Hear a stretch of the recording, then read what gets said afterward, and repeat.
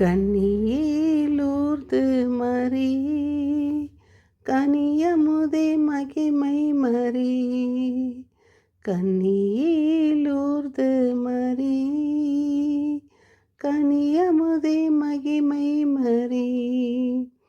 எழில் உருவான எம் தாய்மரி என்றும் உமை கண்டோம் எமை ஆதரி. கன்னியிலூர்து மரி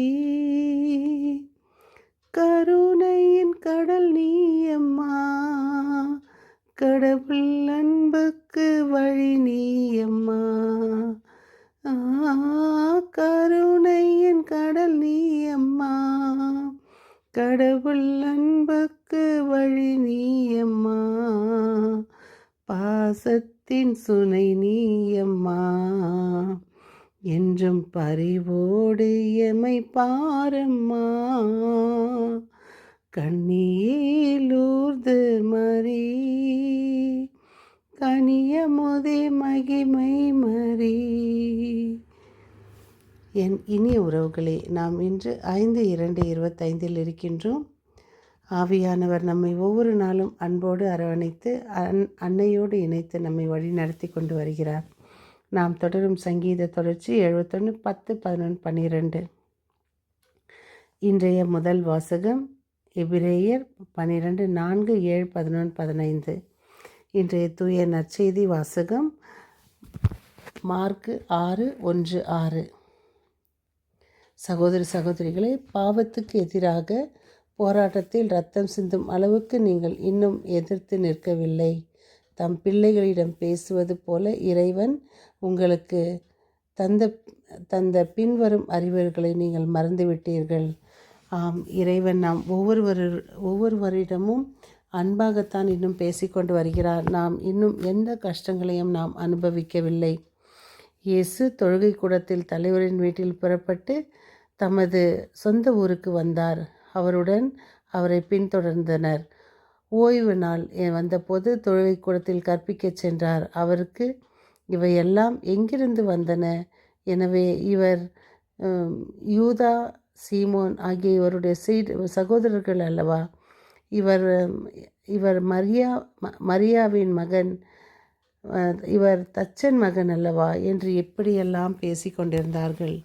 அதான் இயேசுவுக்கு அங்கு எந்த விதமான மதிப்பும் இல்லை. இன்றைய காலகட்டத்தில் நாம் இறைவாக்கினர்களுக்கு மதிப்பு உண்டு.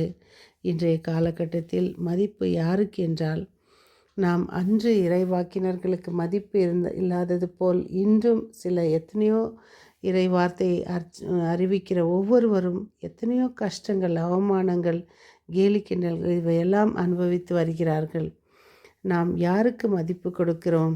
யாருக்கு நம்மளுடைய அரவணைப்பை கொடுக்கிறோம்? Bank balance, famous, beauty, good salary, richness இவையெல்லாம் உலக பிரகாரமான மதிப்பை கொடுக்கலாம். ஆனால் இறைவன் விரும்பும் மதிப்பு இவையல்ல. அன்னை தெரேசா என்ற ஒரு தனி ஜீவன் காட்டிய மதிப்பே மிக சிறந்த மதிப்பு. ஏழையை ஏழையாக நேசித்தார்.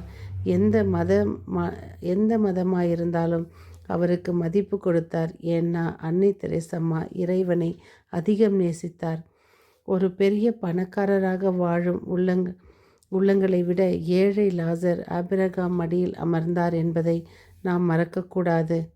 நம்மை தாழ்த்துவோம், பிறர் அன்பில் இறை அன்பை காண்போம். அன்னை மரியாவுக்கு முதல் செய்தி உன்னத கடவுளின் நிழல் உன்னிடம் நிழலிடும் என்ற செய்தியே. மோசே மக்களை வழிநடத்தும் போது மேகத்தூண்கள் மூலம் கடவுளின் மகிமை நிழலிட்டது. இதையெல்லாம் தெரிந்து கொண்டு வாசித்த விவிலிய வாசகர்கள், எத்தனையோ பிரிந்து போன சகோதரர்கள் இவற்றை ஏற்றுக்கொள்வதில்லை. இவை விவிலியத்தில் உள்ளது, அன்னை மரியாவுக்கு மதிப்பு கொடுக்கப்பட்டு உள்ளது என்பதை அவர்கள் மறந்து வாழ்கிறார்கள். அன்னை மரியாவை ஏற்றுக்கொள்ளாத மக்களும் இக்காலத்தில் உண்டு. இதோ நம்மால் முடிந்த அளவு புனிதர்கள் வணக்கம் கடவுளுக்கு எதிரானதல்ல.